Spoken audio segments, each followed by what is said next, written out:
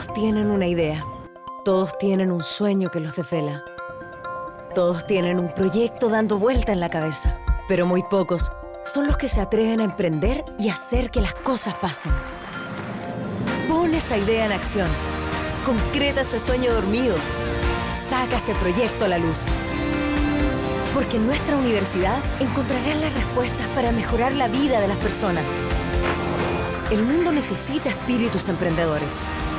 Despierta tu espíritu emprendedor. Ciencias, humanidades, artes. Admisión 2019. Universidad Mayor para espíritus emprendedores. Ya, chiquillos, chiquillas, ahora sí. Comenzamos esta nueva clase, esta nueva semana, ¿cierto? Acá en Puntaje Nacional.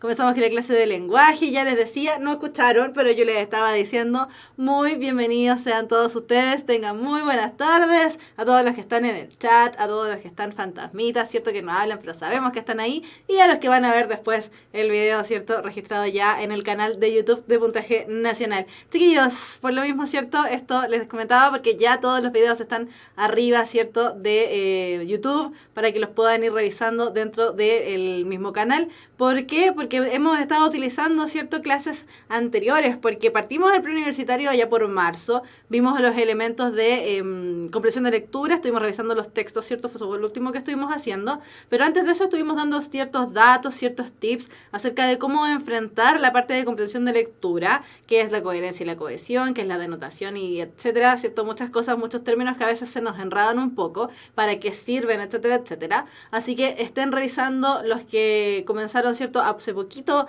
a entrar a las clases de Puntaje Nacional, revisen las primeras clases, y los que ya están más antiguos, igual revísenlas también, porque por supuesto que nos van a ayudar para mejorar, ¿cierto? A ejercitar estos elementos de comprensión de lectura. Ya lo decíamos hace rato, lo estamos diciendo.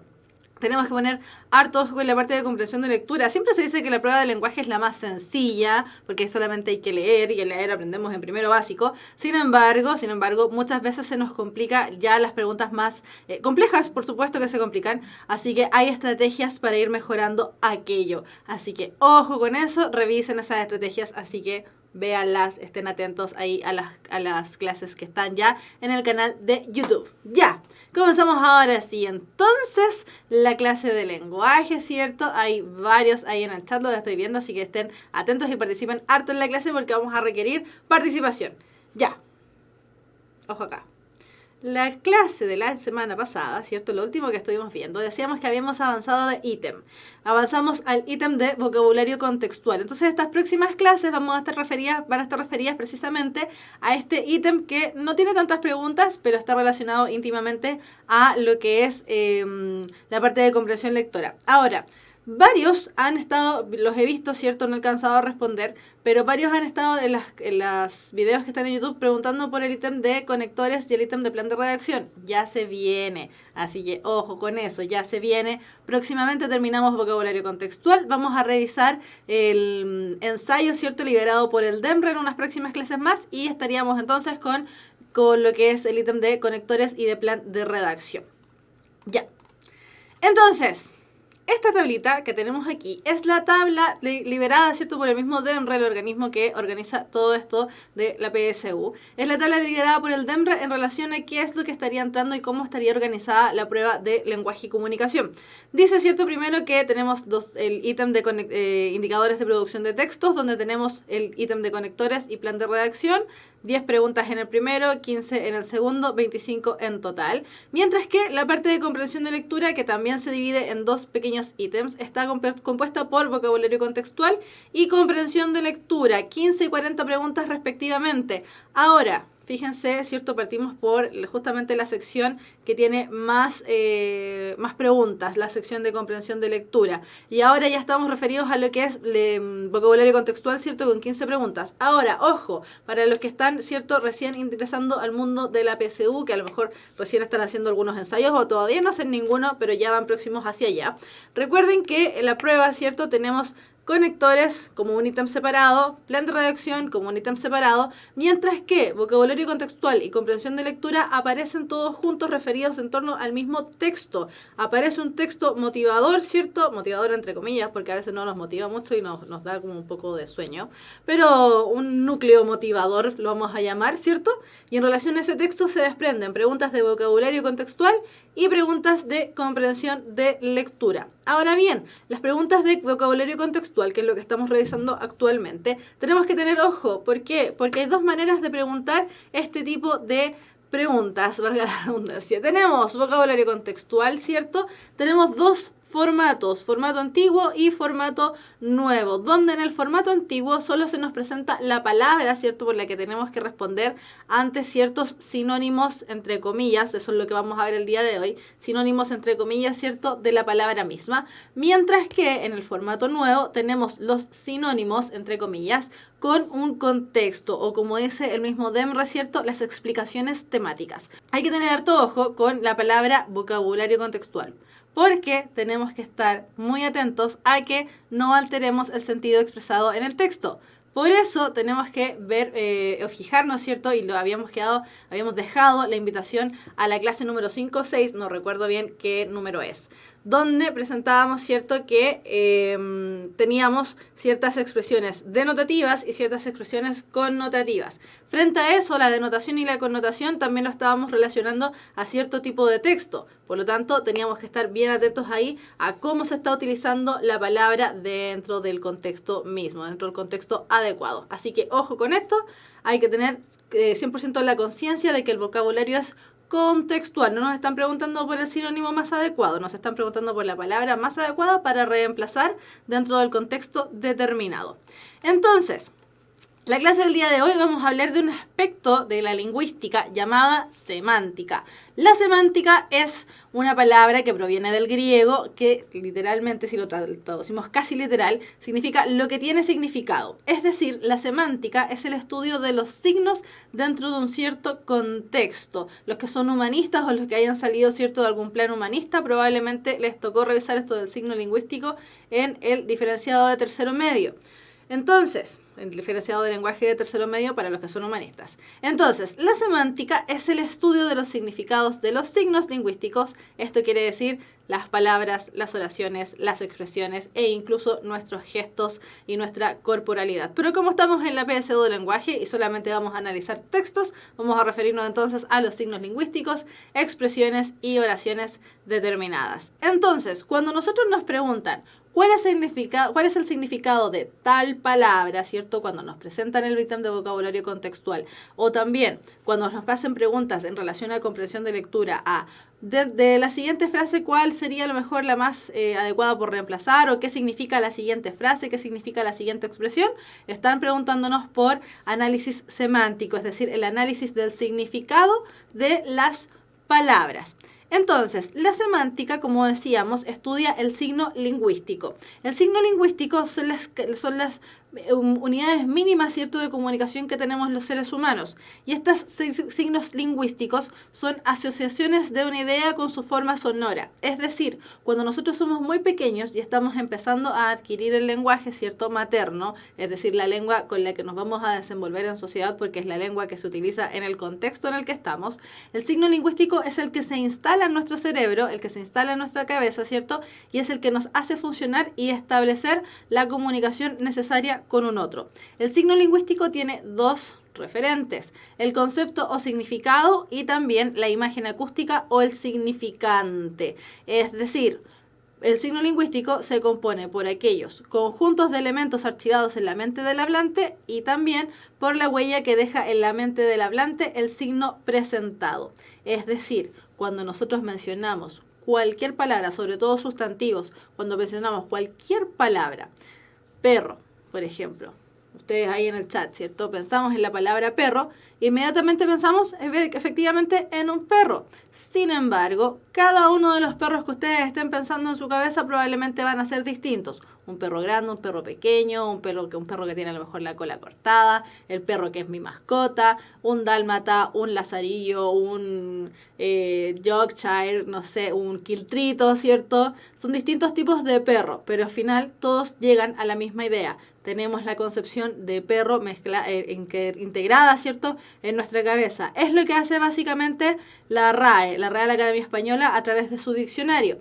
¿Por qué? A través, ¿cierto?, de cuando buscamos palabras, buscamos el significado, llegamos a un significado determinado y ese significado nosotros lo almacenamos en nuestro cerebro. Sin embargo, cada uno de los conceptos que vayamos almacenando en relación a los mismos que almacenan otras personas van a tener que ver con nuestras propias experiencias e interpretaciones. Y por lo mismo también van a tener que ver con todos aquellos elementos que tengan que ver con dictaminar cuál es la palabra más adecuada según un contexto determinado. Ejemplo, tenemos, ¿cierto?, como concepto significado la imagen esta de la vaca, ¿cierto? Y por otro lado, la imagen acústica o el significante, es decir, aquel grupo, ¿cierto?, de sonidos, de fonemas que tenemos asociados en nuestra cabeza, sería la V, la A, la K y la A. No es la B, la A, la C y la A porque estamos hablando de fonemas. Entonces, esta idea de la vaca, las vacas también va a cambiar. Sin embargo, siempre vamos a tener la idea de este mamífero, ¿cierto?, de 4 patas, que da leche, que tiene ubres, qué sé yo.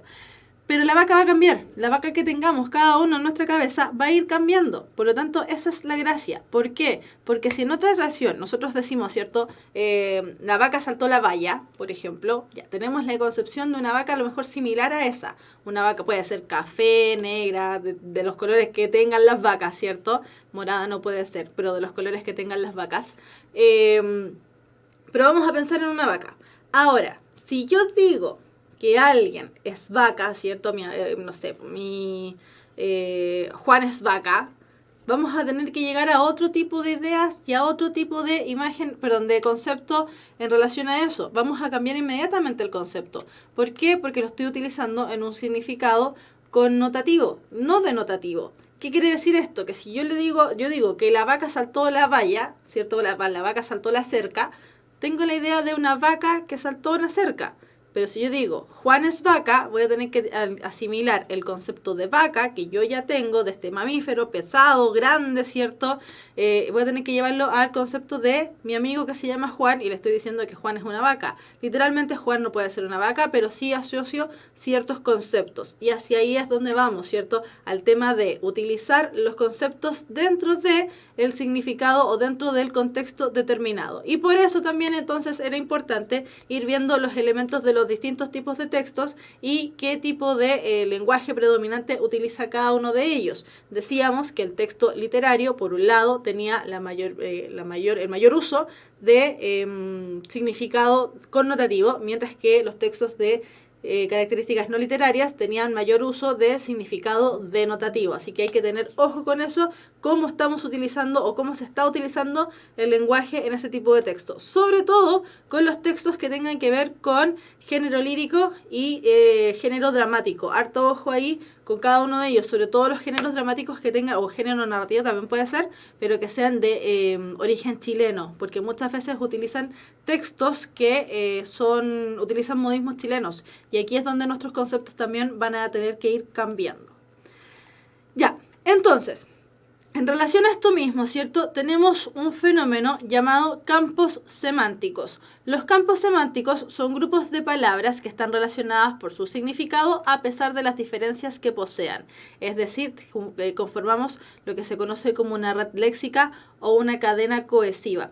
¿Cuál es la gracia de los campos semánticos? Que vamos utilizando ciertas palabras que, si bien a lo mejor no son totalmente sinónimos, ciertas palabras que dentro de un contexto determinado van significando lo mismo. ¿Para qué nos sirve esto? Y hay que tener mucho ojo porque también el tema, ¿cierto?, de la semántica a veces se nos escapa un poco porque es un estudio más complejo en sí mismo.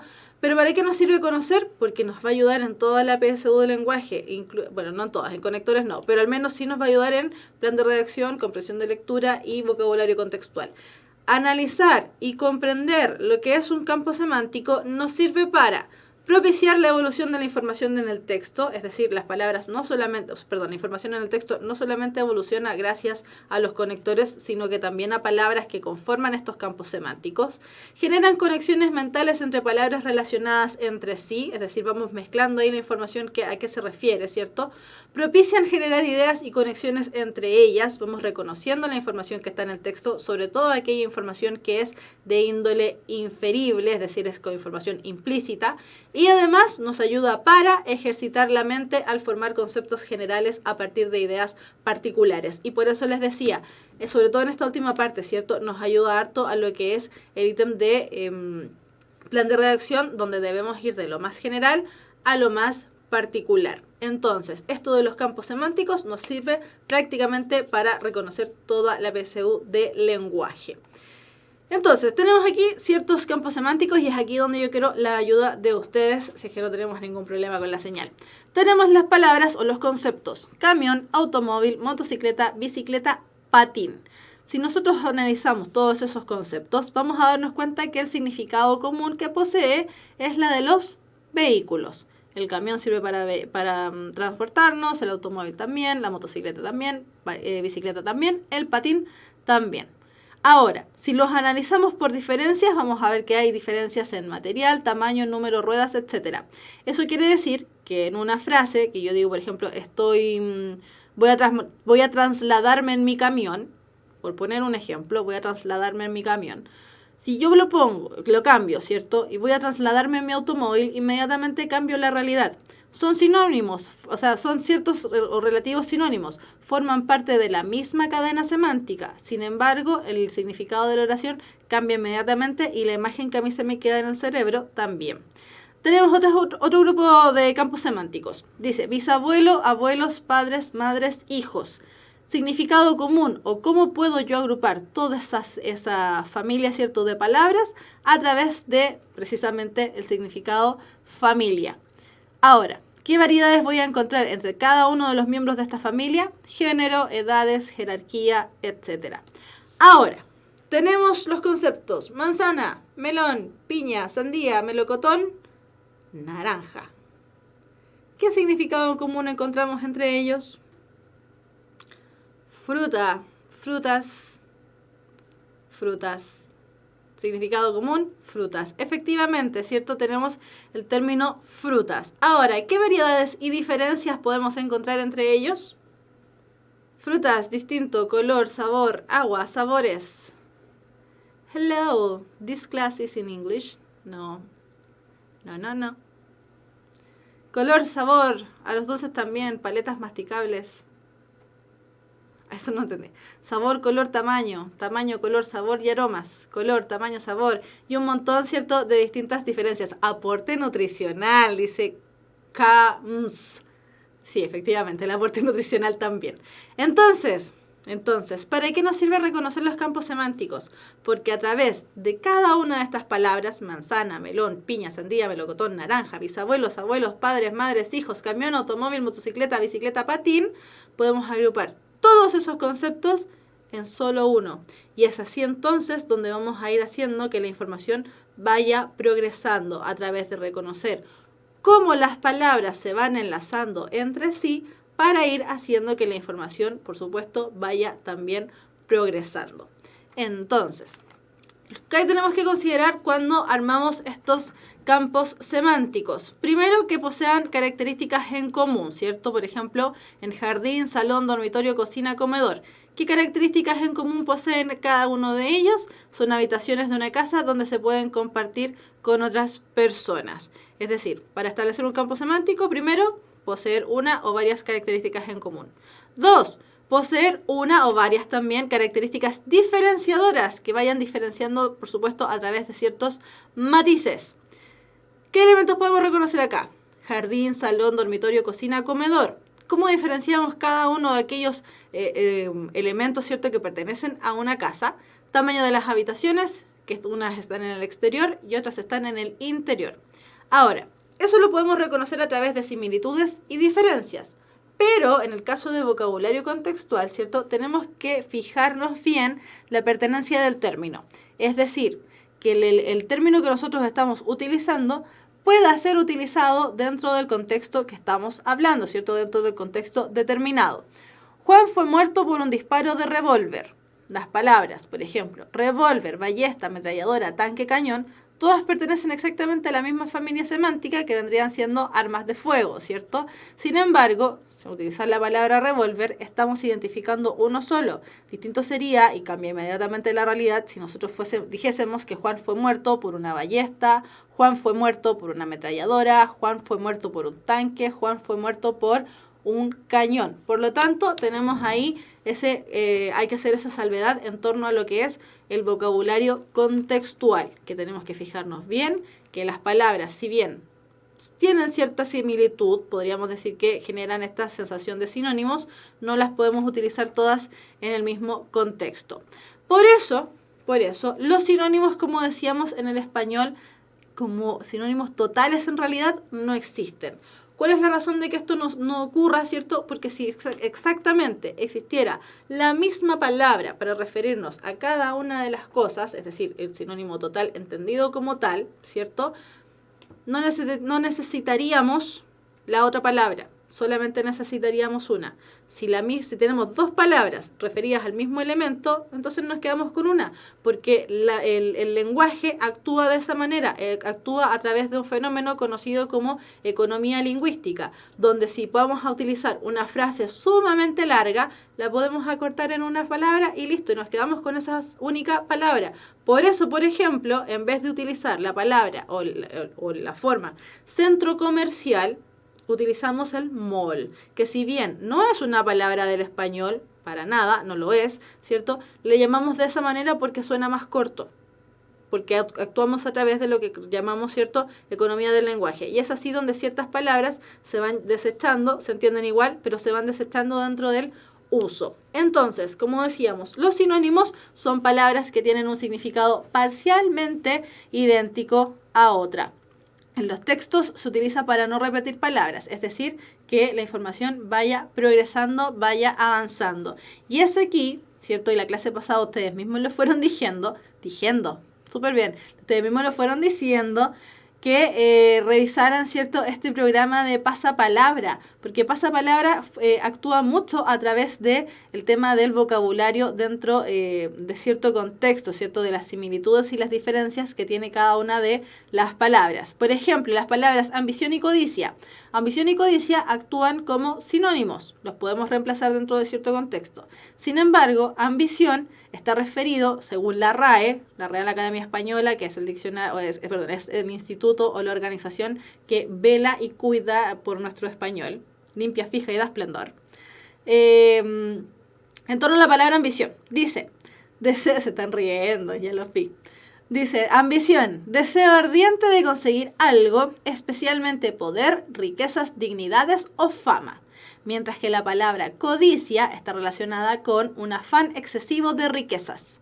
Entonces, por ejemplo, la palabra ambición es mucho más amplia, ¿cierto?, de lo que es la palabra codicia. Si bien ambición y codicia pueden actuar o funcionar como sinónimos, tienen estas diferencias que son sumamente particulares, pero que a la hora de vocabulario contextual nos va a servir identificarlas. Entonces, desde ese punto de vista, los vocabularios contextuales que tienen esta, ¿cómo le llamaron? Contextualización temática o algo así, ya no me acuerdo cómo le pusieron, pero que en el fondo es la palabra escogida más un contexto determinado. Desde ese punto de vista, ese tipo de ejercicio, ¿cierto?, se hace un poquitito más sencillo, precisamente porque nos van a estipular, ¿cierto?, que ambición está referida a muchas cosas que queremos, mientras que codicia está más ligada al ámbito solamente monetario, es decir, de riquezas o los elementos, ¿cierto? Ya, se están riendo, los vi porque dijeron, no sé, ya ni me acuerdo qué fue lo que dije, pero dije una tontera. Ya.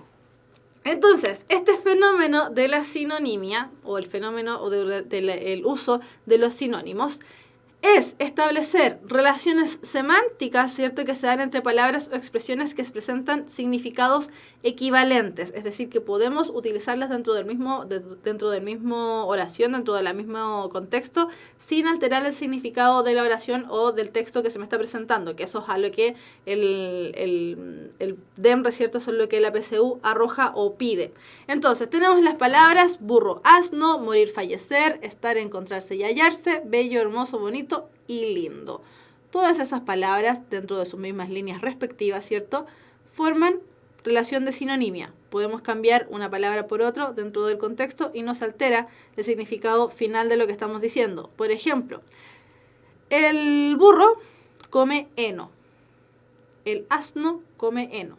Y me quedo con la misma idea. Morir y fallecer. El rey ha muerto esta noche. El rey ha fallecido esta noche. Me quedo exactamente con la misma idea. El rey caput, murió, se finí. Estar, encontrarse y hallarse. Mi hija está enferma de gripe. Mi hija se encuentra enferma de gripe. Mi hija se halla enferma de gripe. Tenemos entonces exactamente el mismo significado, no se alteró.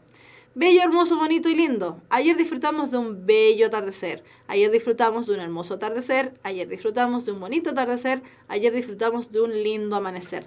Dentro del contexto, si bien cada una de estas palabras posee ciertas pequeñas diferenciaciones entre sí, si la utilizamos dentro de un mismo contexto, se entiende la idea. Eso es lo que tenemos que llegar al final, ¿cierto?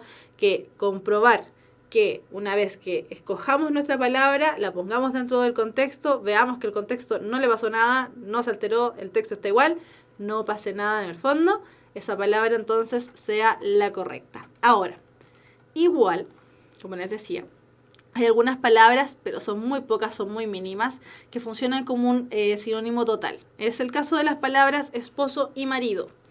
Tenemos palabras que tienen el mismo significado en todos los contextos lingüísticos, es decir, son estas palabras de las que tal vez podríamos prescindir. El esposo de María es Juan, el marido de María es Juan. Ahora, se recomienda, por un asunto de cacofonía, es decir, que no suene extraño una vez que uno lo dice, que utilicemos la fórmula el esposo de María es Juan versus el marido de María es Juan. Porque el marido con María como que suena medio extraño e incluso como que cuesta un poco decirlo. Pero se pueden utilizar exactamente lo mismo. Ahora, como les decía, los sinónimos totales en el español prácticamente no existen. Son muy, muy, muy poquitos. Ahora, lo que sí tenemos son sinónimos parciales. Los sinónimos parciales son palabras que tienen el mismo significado en muchos contextos, pero no en todos. Lo que ocurre, ¿cierto?, con la palabra coche y automóvil. Tenemos... Mi padre subió a un automóvil. Ya, ok. Mi padre subió a un coche. Dentro de un contexto un poco más amplio que estas simples frases, podríamos entender la misma idea. Pero esa oración presenta una dificultad. ¿Cuál será? Hay un Juan en el chat y lo requete contramaté, perdón. Perdón, Juanucho. No, Juancho. Perdón. No fue mi intención. Ah, ya alguien dio en el palo en el gato. Pobre Juan. Perdón, Juan. Ya, dice, la vida del compadre. Dice que es mayor. Dice, aquí coches para guaguas. Felipe Ignacio Piñeiro Araya dice, coche es una palabra muy amplia. Maciel Varas Osorio, la palabra coche tiene doble significado. Fredison, coche tiene otras denotaciones, puede ser el coche de bebé. Biólogo, hay coches de bebé. Paula Bendaño Barrientos, ¿qué coche en Chile tiene otro significado como el coche de los bebés? Exactamente. Tenemos esa complicación. Mi padre se subió a un automóvil, mi padre se subió a un coche. Tenemos esa dificultad, que al menos acá en Chile utilizamos la palabra coche como aquel transporte donde podemos movilizar a los bebés. Entonces esa es la dificultad. Y es aquí donde nuevamente nuestra amiga RAE tiene la razón, donde nuestra amiga RAE nos dice qué es lo que ocurre aquí finalmente, ¿cierto? Entonces, si nosotros buscamos automóvil, dice que se mueve por sí mismo. Automóvil, se mueve por sí mismo. Dicho principalmente de los vehículos que pueden ser guiados para marchar por una vía ordinaria sin necesidad de carriles y llevan un motor, generalmente de combustión interna o eléctrico, que los propulsa. Ya, tenemos la idea de automóvil.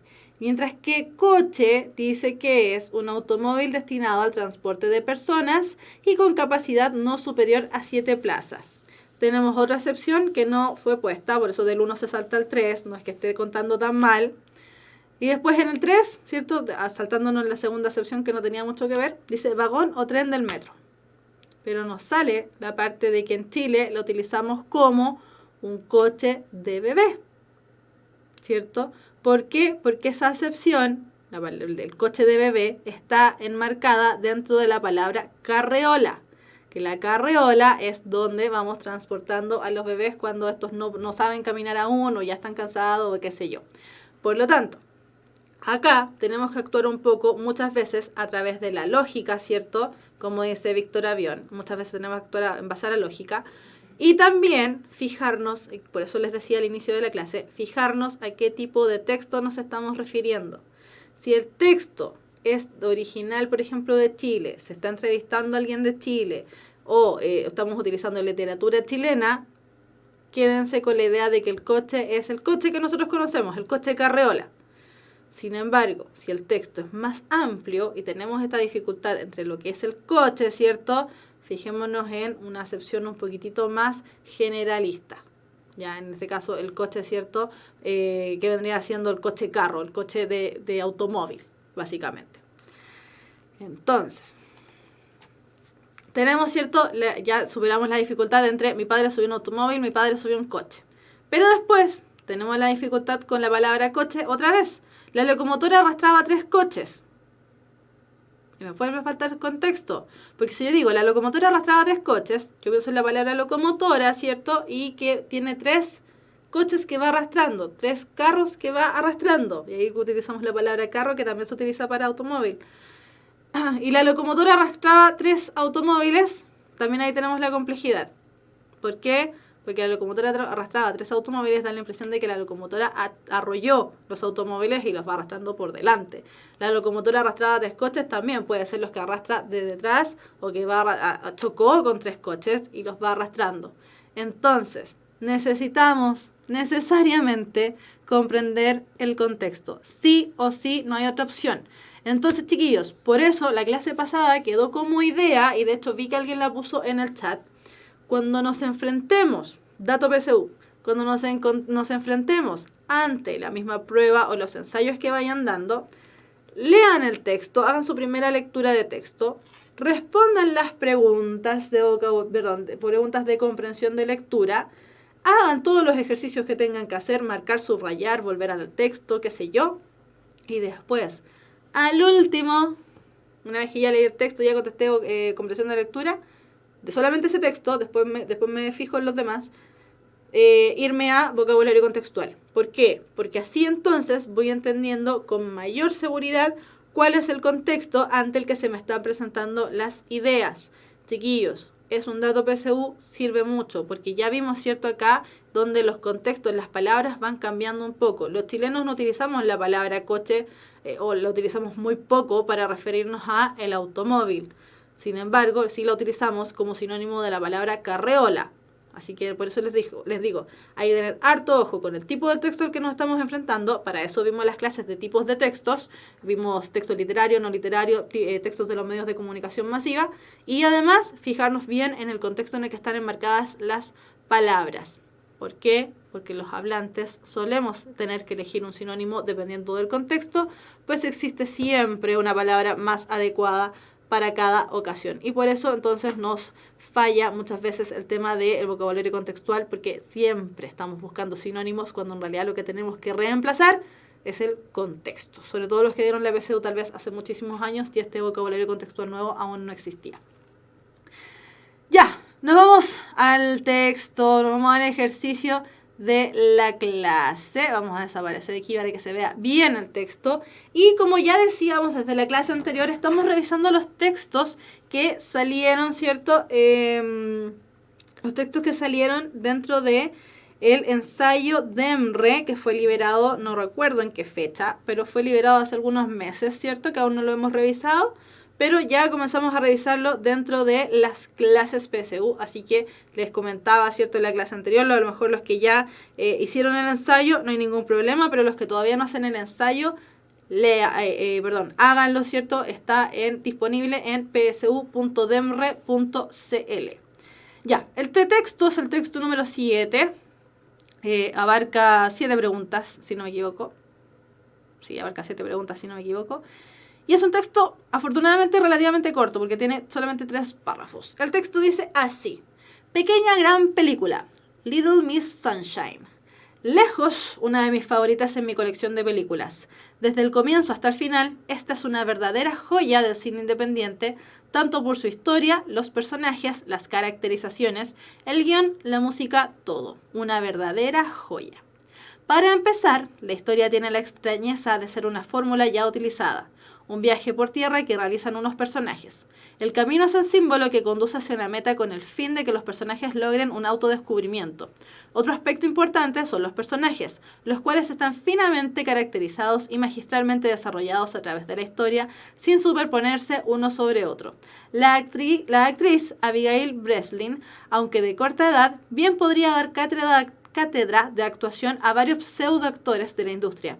Tan descollante fue su actuación que le valió una merecida nominación al premio Oscar. Además, el personaje de Dwayne, interpretado por el actor Paul Dano, es lejos el más profundo en cuanto a evolución psicológica.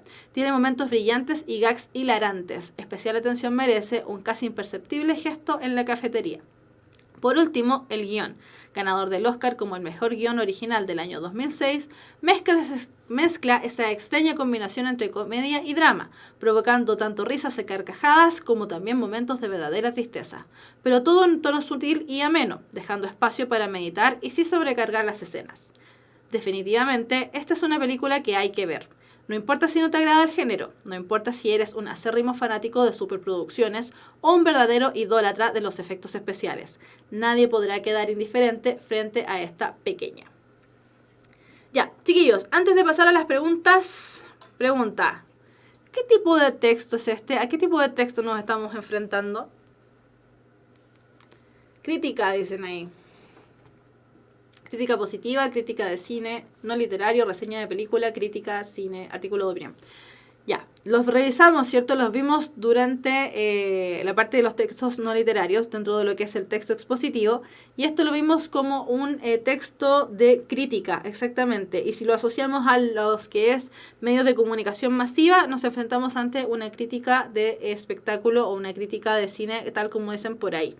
Entonces, por eso teníamos que revisar, ¿cierto?, estos tipos de textos para ir desarrollando conocimientos en torno a cómo enfrentar este tipo de textos.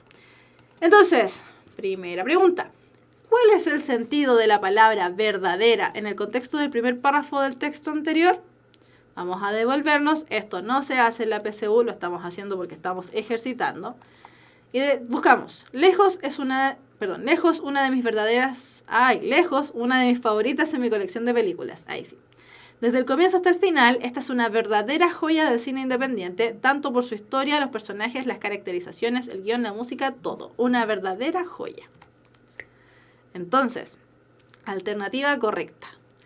A. Legítima, porque los elementos de la película recogen historias inspiradas en la vida real. B. Fidedigna, porque los elementos de la película reproducen fielmente los acontecimientos. C. Acreditada, porque los elementos de las películas cumplen con los requisitos del cine independiente. D. Auténtica, porque los elementos de la película permiten catalogarla como una obra maestra del cine. E. Efectiva, porque los elementos de la película logran captar la atención de espectadores de distintas edades. Dedo. Y tal como ustedes fueron diciendo, efectivamente es la alternativa D, auténtica, porque los elementos de la película permiten catalogarla como una obra maestra del cine. Y de hecho estuvieron todos de acuerdo con que era la D, si no me equivoco. No veo ninguna alternativa distinta. Sería entonces la alternativa D, auténtica, y según, porque fíjense, cuando ustedes entren a DEMRE, ¿cierto?, al ps.demre.cl y estén revisando los ejercicios, se van a dar cuenta que hay 3 modelos. Está la prueba, está por otro lado la resolución de la prueba y por otro lado, las alternativas correctas de la prueba, y por otro lado está la resolución de la prueba. Entonces, en términos de lo que es la resolución, dice: el diccionario de la lengua española, es decir, el DLE, Define, en su segunda acepción, la palabra verdadera como real y efectivo.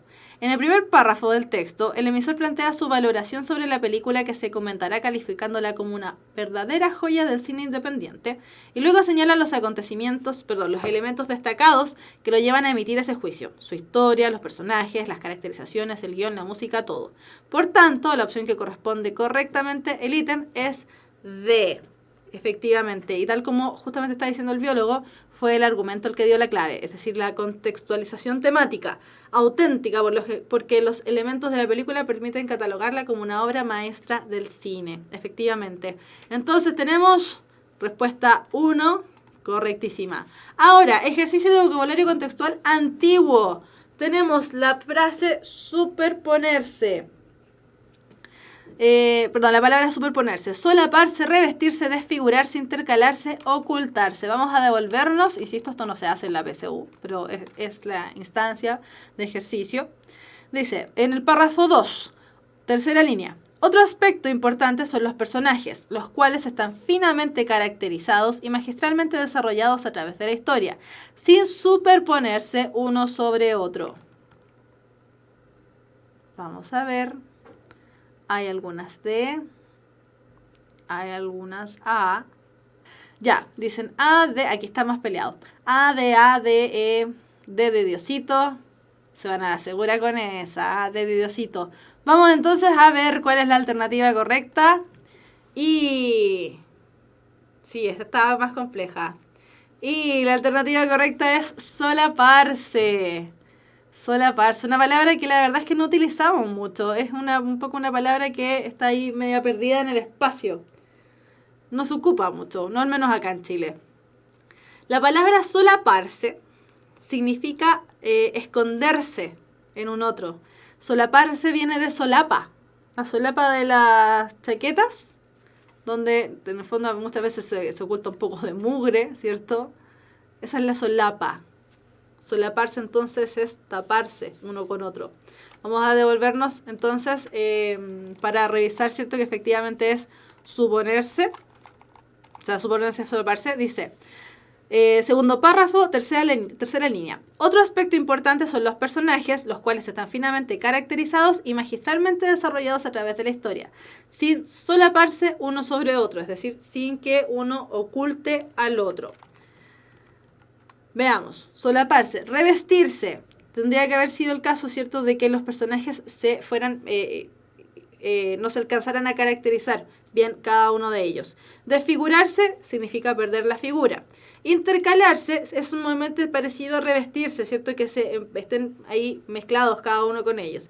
Y finalmente, ocultarse, que podría haber sido también una alternativa, es un distractor muy fuerte en relación a solaparse, que es prácticamente lo mismo, ¿cierto?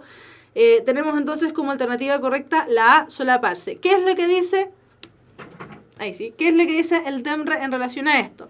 La palabra superponerse, según el diccionario de la lengua española de la Real Academia Española, se define como la acción de añadir algo o ponerlo encima de otra cosa. En el texto, la palabra tiene sentido de que los personajes de la película no están superpuestos, es decir, no se solapan unos con otros, porque cada uno de ellos está finamente caracterizado y magistralmente desarrollado a través de la historia. Por lo tanto, la opción correcta es la alternativa A. Y por eso es solaparse. Una palabra que, como dice, alguien dijo por ahí, ¿cierto? No es muy común en nuestro lenguaje de hoy. Sí, efectivamente, no es muy común en nuestro lenguaje hoy.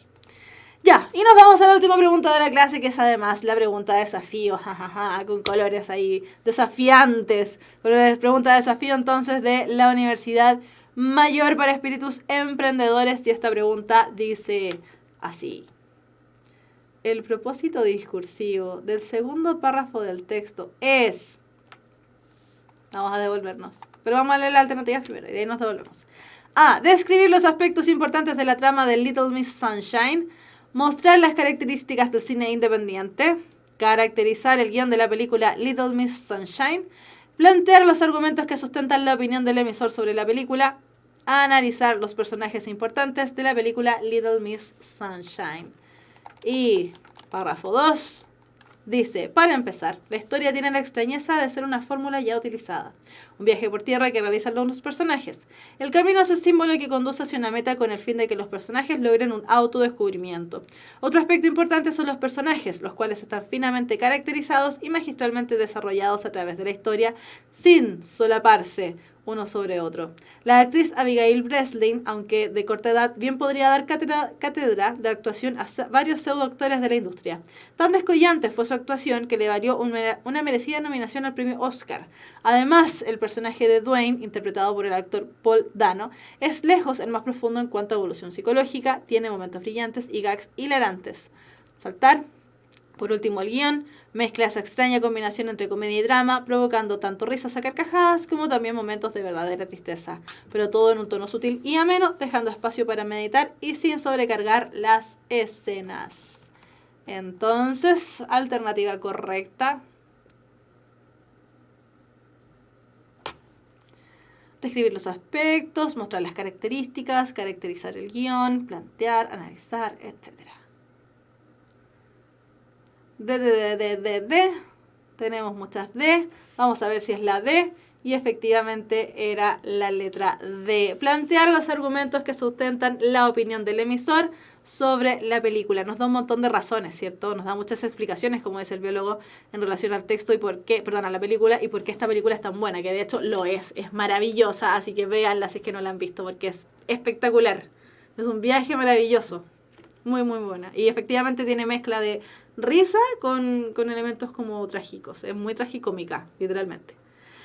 Ya. Pregunta desafío dentro del desafío. Porque ya decíamos, ustedes lo dijeron, es un texto expositivo. Es un texto no literario expositivo. Es una crítica de cine o una crítica de espectáculo. Por lo tanto, texto expositivo tiene 5 formas básicas del texto expositivo. Definir, describir, caracterizar, narrar, comentar.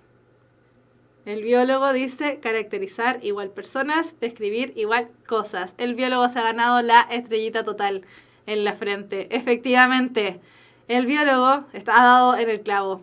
Caracterizar es para personas, mientras que describir es para cosas o elementos generales. Ahora, caracterizar también lo podemos utilizar para elementos que hemos personificado, elementos que le estamos dando características de personas. Jürg D.K. dice, caracterizar se refiere a cualidades, describir se puede llevar a un producto, por ejemplo, cuando ven un computador se le describe, efectivamente. Describir es solo una cosa, ya sea el guión, personajes, bien. Caracterizar determina rasgos, cráneo blanco, bien. Freddy Cáceres Guzmán, describir cosas, efectivamente. Súper bien, chiquillos, sumamente bien, estrellitas en la frente. Y para todos aquellos que sacaron la respuesta correcta, los 850 simbólicos en el día de hoy, o décimas para la prueba, que en realidad no podemos utilizar, pero no importa, damos décimas para la prueba igual. Entonces dice, este ítem requiere que los postulantes sean capaces de reconocer la estructura mediante la cual se organizan las ideas en el texto y determinar la función que cumple cada parte o sección de esta estructura. Por ello, la habilidad que se mide en esta pregunta es la de interpretar, y para eso nos sirve entonces saber las características de cada tipo de texto. Eso ha sido re fácil caer con caracterizar. O en otras preguntas, ¿cierto? Caer con caracterizar. En el caso de pequeña gran película, Little Miss Sunshine, se trata de un comentario de cine, en el cual las ideas se organizan en 3 secciones que corresponden a los 3 párrafos del texto. En el primer párrafo se presenta el tema, Little Miss Sunshine, y la opinión del emisor acerca de él, es decir, que es una verdadera joya. El segundo párrafo está destinado a presentar los argumentos que justifican el juicio valorativo del emisor, es decir, aquellos elementos que conviertan a la película en una verdadera joya, el tema, las actuaciones, el guión, etc. Finalmente, el texto se cierra con una invitación a los lectores para que vean la película. Listo. Tenemos entonces habilidad de interpretar en un texto relativamente sencillo, ameno, fácil de entender, no como otros que hay en ese mismo ensayo, pero están ahí. Ya, nos vamos ahora sí a las preguntas, ¿cierto? Y como siempre, vamos a devolvernos en el chat para ver preguntas anteriores en relación, ¿cierto?, a la clase. Vamos. Hola. Hay varios hola. Josefa. Profesor, soy su fan. Qué linda. Se perdieron algunos mensajes. Avanzó muy rápido el chat hoy. Pero la mayoría del inicio era de saludos.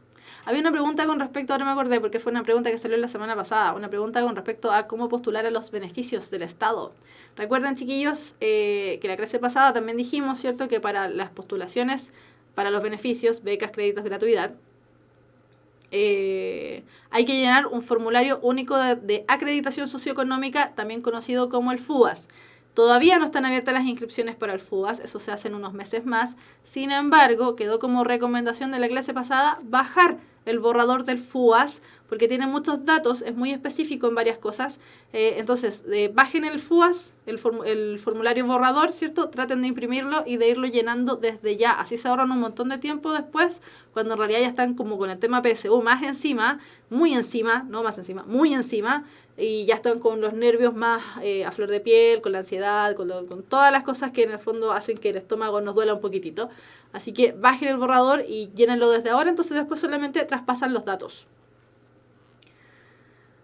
Constanza Lorca dice, la BSU del lenguaje es tan engañosa desde mi punto de vista. Efectivamente, lo es. Por ejemplo, la diferencia entre caracterizar, describir, ahí ya se nos complica un poco, porque efectivamente son sinónimos, pero tienen pequeñitas diferencias. Ámbar, ¿ya pasaron conectores y plan de redacción? No, es lo próximo que se viene. Llevo mucho tiempo, Daniela Contreras, llevo mucho tiempo haciendo ensayos, pero el plan de redacción se me complica, siempre saco 600. Vamos a ver plan de redacción y vamos a ver estrategias para solucionar plan de redacción. Plan de redacción no es tan complejo. Al menos desde mi personal punto de vista, yo diría que plan de redacción es uno de los más sencillos, pero porque uno tiene la facilidad de ir descartando alternativas. Pero hay muchas estrategias para solucionar. Es el ítem que tiene más estrategias de solución. Freddyson dice, contestar las preguntas de vocabulario contextual al final. Contestar primero las de comprensión de lectura y al final las otras. Efectivamente. Ese es un orden muy adecuado. Jurg DK, tengo una duda. ¿Es más difícil transformar que evaluar? Están los dos en el mismo nivel de dificultad. Son habilidades superiores. Están exactamente en el mismo nivel de dificultad. Ahora, no, están iguales. Lo que pasa es que son procesos distintos. Transformar es pasar de un lenguaje a otro, generalmente en el caso de lenguaje y comunicación. Ahora, evaluar tiene que ver con la entrega de argumentos y refuerzos dentro del mismo texto. Por lo tanto, andan por ahí en dificultad, Jurg. De hecho, si tú, en las primeras clases también lo vimos, los niveles de habilidades a los que tenemos que aspirar, ¿cierto? A los que tenemos que, ojalá, lograr. Transformar y evaluar está dentro de los primeros en el top de los difíciles, por lo tanto andan por ahí. Daniela Contreras, ¿qué viene la otra semana? Está bien que me sobren 15 minutos en el ensayo de PSU de lenguaje. ¿Cómo puedo reforzar el plan de redacción? Muchas preguntas. Ya, ¿qué viene la próxima semana? Vamos a seguir viendo estrategias de solución de vocabulario contextual. Esa es la primera pregunta. ¿Está bien que me sobren 15 minutos en el ensayo de PSU de lenguaje? Sí, pero aprovéchelos. Revise que efectivamente estén bien pasadas las respuestas, sáquese alguna duda tal vez que tenga. Revise. Si sobran 15 minutos, esos 15 minutos no son para entregar la prueba, son para revisar la prueba. ¿Cómo puedo reforzar el plan de redacción? Dato. Revisar cuál es la estrategia conocida como el T más 12. T, letra T, símbolo más, 12. Igual que el número 12 se escribe igual. O también conocido como el I12. Y ahí tiene otros nombres, pero siempre es el mismo ejercicio. Siempre es la misma estrategia. Me encorazona, profe. Paola, también me encorazonas. Freddy Cáceres Guzmán, ¿dónde me puedo meter para la inscripción del FUAS? Eso se hace en la página... Hay otra página, pero si uno se mete a esta página, entra igual, porque redirecciona. No me acuerdo cuál es el nombre oficial de la página ahora. Pero se llama becasycreditos.cl. Ahí tienen toda la información que necesitan, de becas, de créditos, de gratuidad, de todo. Michael Fuentes, ¿qué recomienda para tener mayor comprensión de lectura? Ejercitar, pero ejercitar no solamente de leer, porque leer es súper sencillo, decodificar es súper fácil, leer aplicando estrategias. ¿Qué estrategias? Las estrategias que vimos durante marzo en el preuniversitario. Marzo, abril más o menos estuvimos viendo diversas estrategias de comprensión de lectura, cómo enfrentarnos a un texto, qué hacer, etcétera, etcétera. Marcelo Escobar, profe, ¿cómo agilizar mi lectura? Siempre me falta tiempo. Eso es más complejo. ¿Cómo agilizar la lectura? pero igual, lo mismo, aplicando estrategias. ¿Por qué? Porque tal vez tu lentitud, ¿cierto?, al momento de leer no está dada porque lees lento, tal vez está dada porque los procesos de responder las preguntas te devuelves muchos al texto. Puede ser una opción, no lo sé, pueden ser más opciones, pero dentro de muchas, esa es una barajable completamente. Entonces, aplica estrategias. La prueba, por eso les decía, la prueba de comprensión de lectura, la prueba de lenguaje y comunicación, siempre se considera la más sencilla porque, claro, es simplemente decodificar, es leer. Pero muchas veces leemos mal, leemos lento, no entendemos lo que leemos, nos tenemos que devolver mucho al texto, estoy leyendo, pero en realidad no estoy leyendo, estoy pensando en otra cosa. Entonces, ¿qué es lo que idealmente hacer? Aplicar estrategias para agilizar el proceso de responder preguntas. Ya, nos pasamos en la hora. Chiquillos, chiquillas, terminamos la clase de lenguaje del día de hoy. Apliquen estrategias de comprensión de lectura, revísenlas, ¿cierto? Sobre todo los que se están integrando hace poco a Puntaje Nacional o que al menos en esa época aún no estaban viendo las clases. Revisen las clases anteriores en el canal de YouTube. Están todas ordenaditas, dicen clases lenguaje 2018 y aparece desde la primera hasta probablemente de aquí el miércoles va a salir esto también. ¿Ya? Así que fíjense, revisen, apliquen estrategias y como dato, ¿cierto? Para los que les cuesta a lo mejor o no les gusta mucho leer, partan leyendo noticias. Las noticias siempre son las más sencillas porque son objetivas, tienen una serie de características que las hacen ser más sencillas. Ya, terminamos la clase entonces del día de hoy. Los dejo, que estén bien, chiquillos. Atentos a las páginas, a las redes sociales de puntajenacional.cl. Cualquier dato, cualquier elemento, ¿cierto?, va a aparecer por ahí. Y también se están haciendo preguntas desafío, así que para que las vayan respondiendo. Chiquillos, terminamos la clase del día de hoy. Como les decía, nosotros nos vemos el próximo lunes a las 5 de la tarde con la clase de lenguaje y comunicación. Que estén muy bien. Un abrazo grande y apretado. Chao, chao.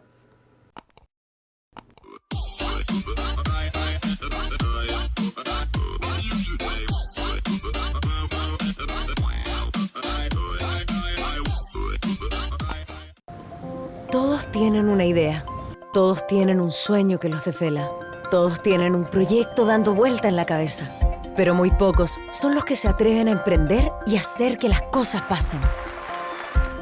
Pon esa idea en acción, concreta ese sueño dormido, saca ese proyecto a la luz. El mundo necesita espíritus emprendedores. Despierta tu espíritu emprendedor. Admisión 2019. Universidad Mayor para espíritus emprendedores.